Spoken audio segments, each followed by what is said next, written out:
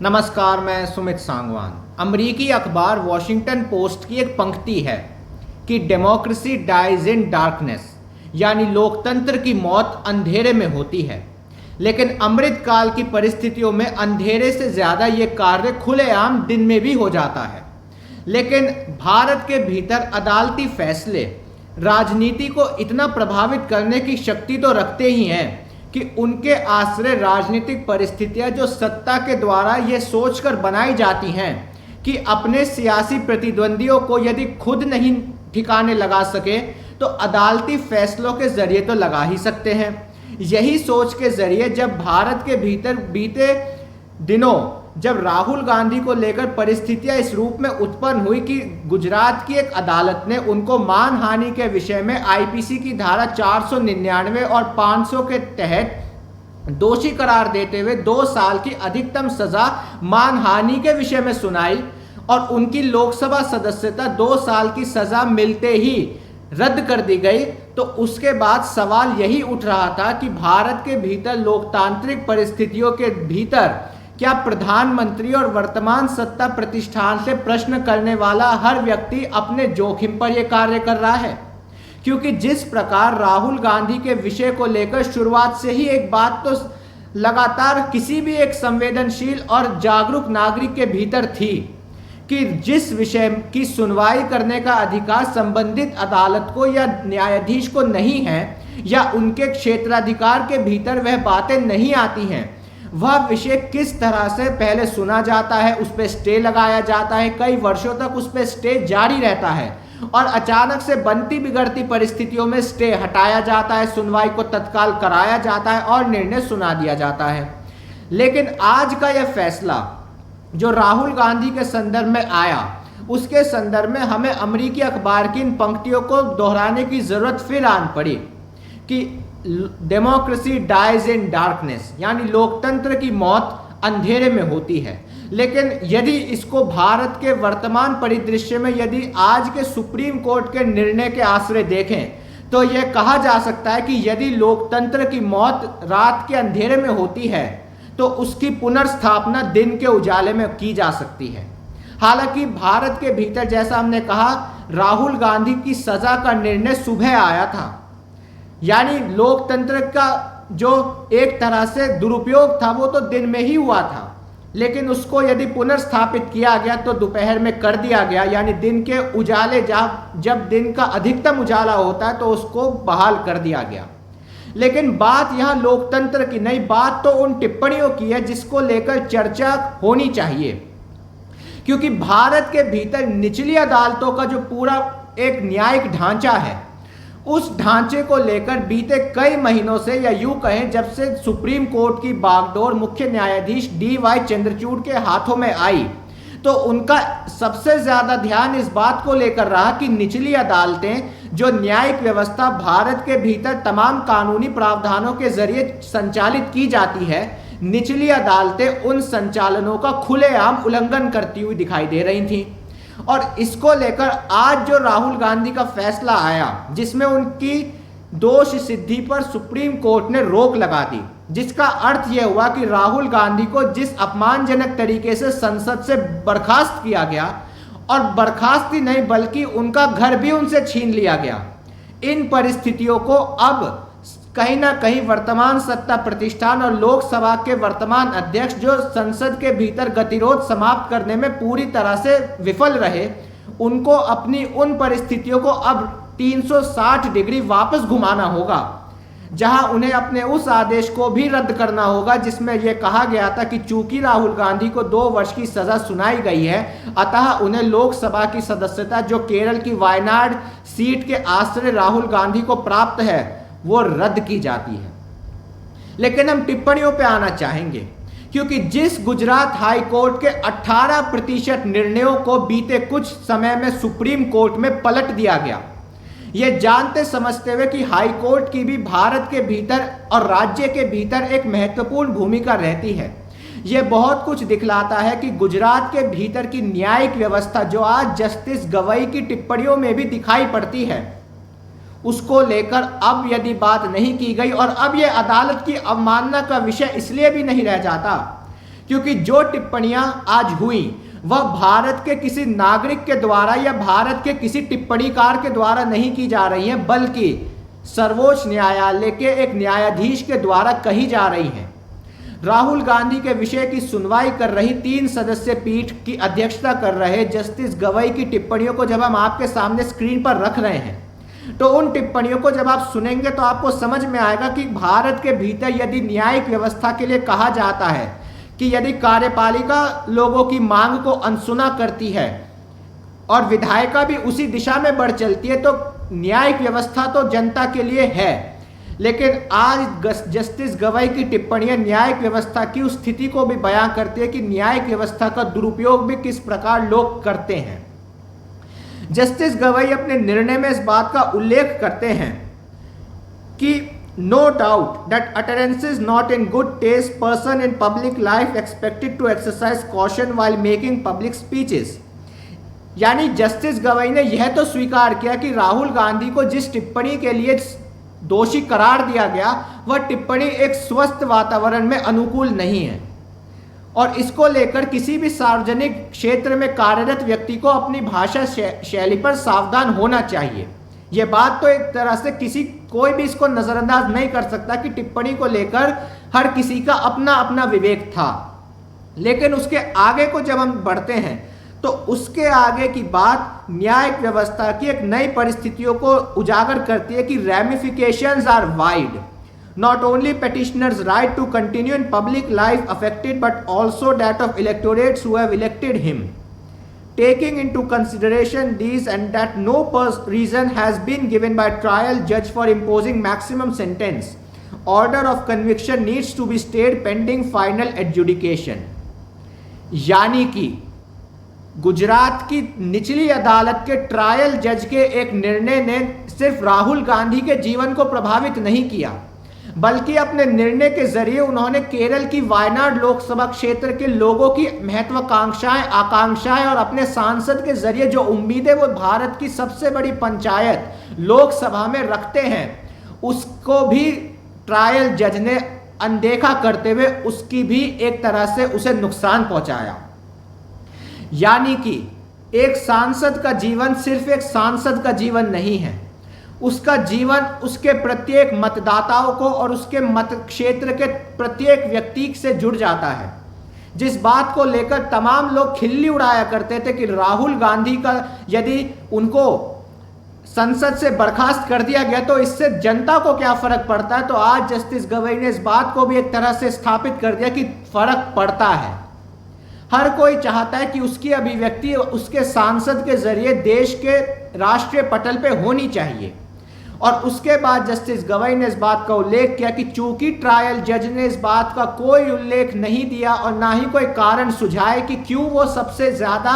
भारत के इतिहास में सजा राहुल गांधी को मानहानि में सुना रहे हैं, अतः सजा पर और दोष सिद्धि पर रोक लगाई जाती है। आगे के जो मामला चलेगा, जो सेशंस कोर्ट में लंबित है, तब तक के लिए। यानी जो ये टिप्पणियां हैं, ये टिप्पणियां क्या दिखलाती हैं? जिस समय राहुल गांधी को सजा सुनाई गई थी उस समय भी ये बात कही गई थी कि लॉजिस्टिक्स के जरिए और लॉजिकल कंक्लूजन के जरिए यदि बात की जाए तो गाय एक पशु है, लेकिन हर पशु गाय नहीं है। ये तो एक स्थापित तथ्य है। गाय एक पशु जरूर है, लेकिन हर पशु गाय नहीं है। यानी राहुल गांधी का जो बयान था मोदी सरनेम को लेकर, जिस प्रकार उन्होंने एक टिप्पणी की, हम उसको नहीं दोहरा रहे हैं, लेकिन जो टिप्पणी की उस टिप्पणी के भीतर लॉजिक को लगाए बिना ही ट्रायल जज ने अपना निर्णय सुना दिया। हम ट्रायल जज पर टिप्पणी करने से अभी बच रहे हैं, लेकिन यह तो जस्टिस गवई ने भी माना कि ट्रायल जज ने कारण नहीं गिनाए और एक संसदीय क्षेत्र को उसके सांसद से उन्होंने विमुक्त कर दिया। और इसको लेकर वर्तमान का आज का निर्णय यह दिखाता है कि भारत के भीतर न्यायिक व्यवस्था के भीतर यदि राहुल गांधी सरीखे व्यक्ति को इतना जद्दोजहद करनी पड़ी तो निचली अदालतों में किसी आम व्यक्ति की तो हालत क्या होती होगी, आप कल्पना कर सकते हैं। गुजरात के भीतर की ये परिस्थितियां कहीं ना कहीं इस बात की ओर इशारा करती है कि कोई तो कारण है कि 18% निर्णयों को सुप्रीम कोर्ट में पलट दिया गया। या तो क्या यह कहा जा सकता है कि वहां की न्यायिक व्यवस्था आईपीसी से या सीआरपीसी से ना संचालित होते हुए वर्तमान के सत्ता प्रतिष्ठान के संचालन से संचालित होती है, यह तो पूछा जा सकता है। या किसी भी तरह से गुजरात पीनल कोड नाम का कोई एक नया सिस्टम वहां डेवलप किया गया जिसको लेकर अदालत का संचालन है, यह भी पूछा जा सकता है। क्योंकि जस्टिस गवई ने जिस प्रकार से इस शब्द को फिर सुनिए, ramifications are wide, not only petitioners' right to continue in public life affected, but also that of electorates who have elected him। यानी सांसद का ही नहीं बल्कि उसको चुनने वाले लोगों का भी एक तरह से अधिकार का हनन हुआ। इन बातों को लेकर इसके सियासी मायने चाहे कोई भी रहे, लेकिन यह तो आज कहा जाना चाहिए, एक ऐसा विषय बयान कर्नाटक के कोलार के भीतर दिया गया, सुनवाई गुजरात के सूरत में हुई, यानी कोलार का दिया बयान जो वास्तव में तो कर्नाटक की अदालत के क्षेत्राधिकार में था, उसे खींचकर गुजरात लाया जाता है और गुजरात में अनुकूल परिस्थितियों को स्थापित करते हुए ये एक तरह से अपने लक्ष्य की प्राप्ति की जाती है कि जो व्यक्ति संसद के भीतर प्रधानमंत्री और सबसे बड़े उद्योगपति के संबंधों को तस्वीर के आश्रय स्थापित करने का जो दुस्साहस सत्ता की निगाहों में कर रहा है, उस व्यक्ति को किसी भी सूरत में संसद में बर्दाश्त नहीं किया जा सकता। और जब संसद भी उनकी है, स्पीकर भी उनका है, तो सारी परिस्थितियां जैसे उस कहावत में कही जाती है, लश्कर भी तुम्हारा, दरबार भी तुम्हारा, तुम सच को झूठ लिख दो, अखबार भी तुम्हारा, इस दौर के फरियादी जाए तो कहा जाए, सुनवाई भी तुम्हारी, करने वाला भी तुम्हारा। यानी इन पंक्तियों को गुजरात के भीतर स्थापित किया गया और उसके बाद 134 दिन केरल का वायनाड अपने सांसद की अनुपस्थिति में अपनी इच्छाओं की अभिव्यक्ति से वंचित रह गया। सवाल तो यह है कि जो लोग ये कहते हुए संसद को मार्च के महीने में ठप किए हुए थे कि देश का अपमान करने की चेष्टा में राहुल को संसद के भीतर माफी मांगनी चाहिए, क्या वो केरल के वायनाड की जनता से अपने कृत्यों के लिए क्षमा मांगेंगे कि एक ऐसे विषय के लिए उन्होंने राहुल को संसद से बाहर का रास्ता दिखवा दिया जिसका क्षेत्राधिकारी गुजरात में नहीं था। लेकिन यह सब तो अब इतिहास की बातें हो चली हैं। 23 मार्च का निर्णय 4 अगस्त को पलट दिया गया। इस लंबे कालखंड में चाहे ट्रायल कोर्ट हो, सेशन कोर्ट हो, गुजरात हाई कोर्ट हो, तमाम अदालतों से उम्मीद और आकांक्षाएं रखते हुए केरल के लोगों को जो उम्मीदें थी वो आज अंतोगत्वा सुप्रीम कोर्ट के दर पर ही खत्म हुई। और इसे राहुल गांधी से जिन्हें एक प्रकार से व्यक्तिगत नफरत है, उनकी परिस्थिति को आप इस बात से उनकी विडंबना समझिए कि राहुल गांधी को राहत देने के कुछ ही घंटे बाद सर्वोच्च न्यायालय ने ज्ञान वापी के सर्वे पर जो रोक की मांग की जा रही थी उसे खारिज कर दिया, यानी कि ज्ञान वापी का सर्वे अपनी जगह पर जारी रहेगा। यानी सुप्रीम कोर्ट की आलोचना के तीर इससे पहले कि छोड़े जाते, ज्ञान वापी को लेकर अब उनके सामने एक सवाल आ खड़ा हुआ है कि यदि ज्ञान वापी का आप समर्थन कर रहे हैं तो राहुल के विषय पर कोर्ट को गरियाने का क्या अर्थ है। यानी समय का न्याय कुछ इसे ही कहते हैं। गलत नियत रखते हुए और गलत मानसिकता को यदि आप डेवलप करेंगे तो उससे कोई लाभ होने वाला नहीं। 1978 में इंदिरा गांधी को भी मोरारजी देसाई ने सत्ता के अपने उस दौर के चरम सीमा पर संसद से बर्खास्त किया था, लेकिन उसका परिणाम और परिणति किस रूप में आई ये बताने की जरूरत होनी नहीं चाहिए। भारत के भीतर किसी भी नागरिक से आप बात कीजिए, वो किसी भी कीमत पर किसी के घर को छीन लेने को अच्छा नहीं मानता। वह नहीं मानता, वह यह जरूर मानता है कि किसी को भी सजा होनी चाहिए, लेकिन सजा की परिणति यदि उसका घर छीन लेने से हो, उसको सड़क पर ला देने से, उसे अपमानित करने से हो, तो भारत का जनमानस जिसने आज़ादी के बाद की परिस्थितियों में एक नए भारत की, एक आज़ाद भारत की परिस्थितियों का स्वप्न देखा था, वह चाहे किसी भी दल का समर्थक हो सकता है, किसी का भी आलोचक हो सकता है, किसी का भी पैरोकार हो सकता है, लेकिन वो इस बात का पैरोकार नहीं हो सकता कि आप एक व्यक्ति से व्यक्तिगत खुंदक में इतना आगे बढ़ जाएं कि न्यायिक व्यवस्था से लेकर लोकतांत्रिक परिस्थिति के दुरुपयोग तक की स्थिति को आप खड़ा कर दें।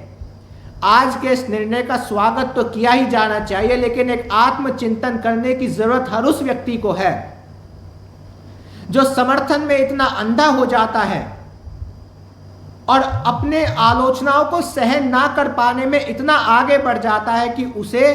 उन निर्णयों को लेने में,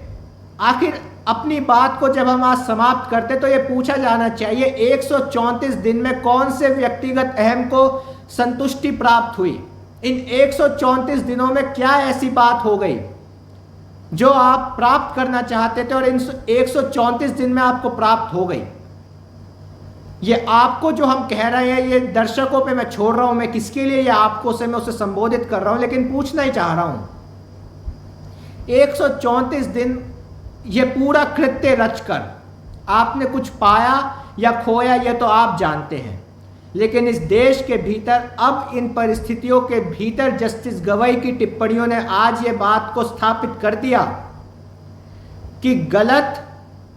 गलत ही होता है। उसको चाहे आप ट्रायल जज की कलम से सही स्थापित करने की चेष्टा करें या हाईकोर्ट की कलम से, अंतोगत्वा न्यायिक व्यवस्था के भीतर और किसी भी न्यायप्रिय लोकतांत्रिक देश के भीतर न्याय को बहुत ज्यादा दिनों तक आप रोक नहीं सकते। और यही भारत की परिस्थितियां पूरे एक समूचे रूप से उसका विवरण आज जस्टिस गवई ने अपनी टिप्पणियों के जरिए कर दिया। भविष्य में क्या होगा, किस रूप में होगा, यह भविष्य के गर्भ में है। लोकतंत्र की हत्या या लोकतंत्र की मौत रात के अंधेरे में होती है, लेकिन उसकी बहाली और उसको पुनः स्थापित करने की कोशिशें और अंतोगत्वा उसको पुनः स्थापित दिन के उजाले में कर दिया जाता है। इस बात पर संतोष व्यक्त कीजिए, भारत दुनिया का सबसे बड़ा लोकतंत्र है, जहां अंधेरे की अलोकतांत्रिक परिस्थितियों में लोकतंत्र की हल्की सी ही सही लेकिन जुगनू सरी की उम्मीदें हमेशा रहती हैं। जनता की तालियों की गड़गड़ाहट में नागरिकों की ये उम्मीदें कहीं धूमिल ना हो। फैसला जनता को करना है और जनता को अपने भीतर के नागरिक बोध को जागृत करते हुए आज तो ये सोचना ही होगा इन परिस्थितियों का विवरण वो किस रूप में करेगी। हत्या तो लोकतंत्र की रात के अंधेरे में हुई, बहाली दिन के उजाले में हुई है। पुनः मुलाकात होगी। नमस्कार।